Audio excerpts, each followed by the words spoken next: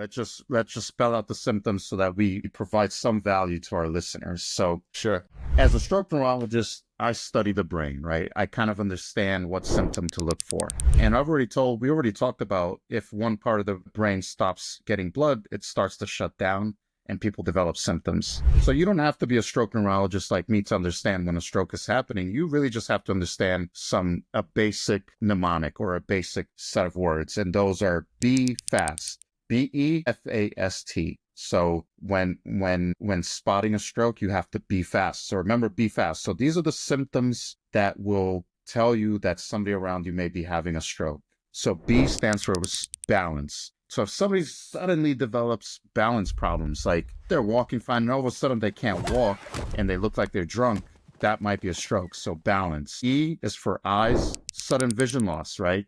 So if the stroke happens in occipital lobes, people lose vision. And so E is for eyes or some sort of vision problem, sudden blurry vision, vision loss. F is for face. You said it when your girlfriend called you had a facial droop. So usually people will have kind of one part of their face would droop a little bit. And that is a very common symptom of a stroke. A is for arm weakness. Remember that the brain, sort of one side of the brain manages the other side of the body. And so usually when people develop weakness from a stroke, it's on one side of their body. And so you ask them to lift up their hands and one arm is sort of drifting down. So that is arm weakness. S, slurred speech. You had slurred speech. T is time to call 911. So even though we don't have a universal, what we call Levine sign or universal holding the chest sign, we do have be fast. And if people just remember balance, eyes, face, arm, speech, time to call 911, they should be able to spot a stroke, because most times what happens is